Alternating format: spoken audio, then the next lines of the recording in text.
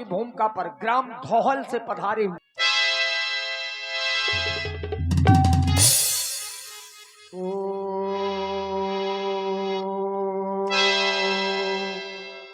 नमः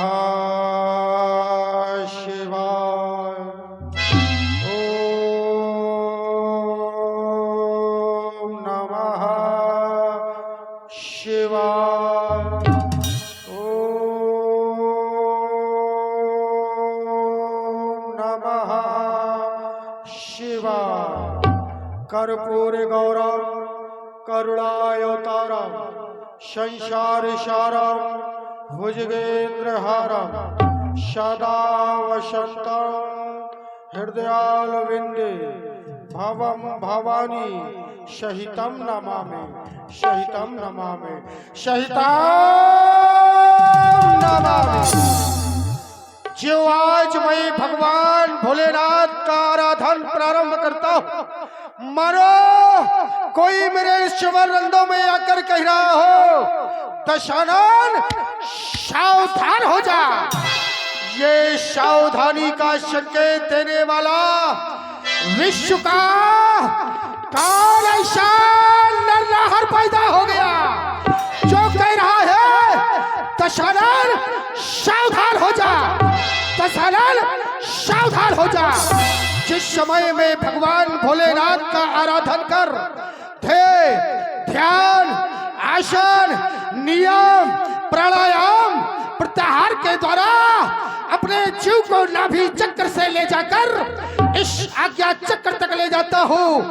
मानो मार्ग में अवरोधक बल कोई मुझसे कह रहा हो दशानन अपने भुजाओं में अस्त्र शस्त्र धारण करो, ये समय साधना का नहीं है, ये समय भूतल पर होने वाली क्रांति को रोकने का है।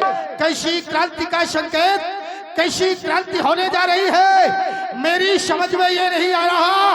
क्या भोलेनाथ तुम्हारे द्वारा अरे ये तीसरा नेत्र खोला जा रहा है या फिर रणचंडी का खप्पर खाली हो गया है? अरे रणचंडी रक्त मांगती है क्या रणचंडी की खुली चलौती है? क्या आज रणचंडी चलौती दे रही है? क्या रणचंडी का खप्पर खाली हो गया है? क्या वो रक्त मांग रही है जो बार बार मुझे संकेत दिया जा रहा है? ये संसार जानता है रावण क्रांति का पुजारी है। सारे जीवन इस दशानन के द्वारा क्रांति की पूजा की गई है, फिर आज रावण को ललकारने वाला ऐसा कान माई का लाल पैदा हो गया जो रावण को ललकार रहा है, जबकि संसार जानता है विश्व वश कर राक्षस कौन शताल। अरे मणि रावण है, राज करे निजबल, राज करे निजबल। मैं मंडलिक वाली हो, जहां तक ब्रह्मा की सृष्टि है मैंने सबको वश में कर रखा है। जब आज दशानन के वश में ब्रह्मा की सृष्टि जहां तक है सब वश में है, तो फिर मुझे ललकार कौन रहा है? अरे आज अपनी मृत्यु को बुलाता कौन? इस रावण को आज युद्ध के लिए ललकारता कौन? मुझे आज चुनौती देता कौन? बार बार मुझे बुलाता कौन? आखिर मेरी समझ में नहीं आ रहा है कौन मुझे बार बार बुला रहा है।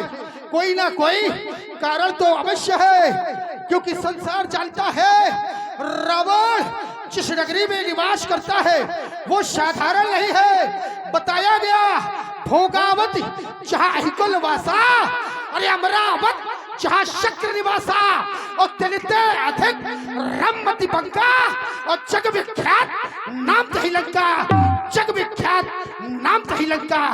जिस लंका का मैं राजा हूँ सारे विश्व में विख्यात है। अरे दूसरी नगरी ऐसी नहीं है।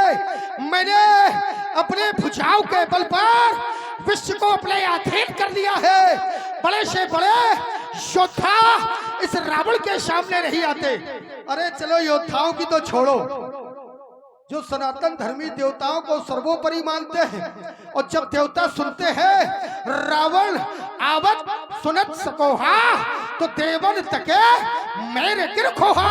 अरे जब देवताओं को यह ज्ञात होता है कि लंका का राजा रावण कहीं रुष्ट होकर हमारी ओर तो नहीं आ रहा, तो जानते हो गिरकंदरा में देवता छुप जाया करते हैं। मेरी एक घोषणा है, तुझ भोजन में खौफ चला था, आखिर में देवताओं का विरोधी क्यों हो?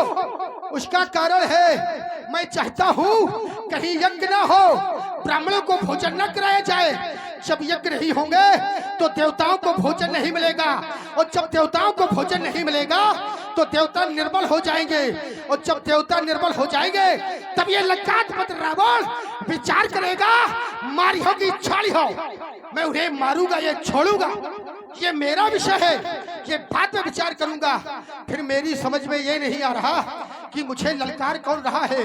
हे भोलेनाथ, हे आशुतोष, हे ओडरदानी, हे कैलाशी, हे खटखटवासी, हे बाबा विश्वनाथ, कम से कम अवगत कराओ, ये तुम्हारा चरण किंकर जान नहीं पाएगा, कम से कम ये अवगत तो कराओ कि आज मुझे ललकार कौन रहा है, मेरी समाधि भंग होने का कारण क्या है, मैं जानना चाहता हूँ। ओम नमः शिवाय। विदित हो गया मिथिला में रखा हुआ भगवान भोलेनाथ का वह पावन पिनाक, जिसे आज महाराज जनक के द्वारा ये प्रण किया गया है कि जो उसे तोड़ेगा उसकी पुत्री के साथ, वो अपनी पुत्री के साथ उसका वो विवाह कर देंगे। मैं विचार कर रहा हूँ धनुष साधारण नहीं है तो तोड़ने वाला साधारण नहीं होगा, तो कहीं ऐसा तो नहीं कि वह परमात्मा आ गया हो। परमात्मा मेरे लिए आया है, और यदि मेरे लिए आया है तो मिथिला पहुंच गया है, मिथिला में पहुंच के वो धनुष का खंडन करेगा, तो शायद भगवान भोलेनाथ का यही संकेत है कि रावण तू भी मिथिला की ओर प्रस्थान कर, कम से कम तू भी तो जाकर देखे कि धनुष भंजनहार वो कौन है, कैसा दिखता है, क्योंकि संसार के लोग कहते हैं पूजा करो, आराधना करो, माला सटकाओ, परमात्मा मिल जाएगा। ऐसे संसार में इतने उदाहरण है कि बड़े से बड़े संत महात्मा पूजा करते सारा जीवन निकल गया। और देखिए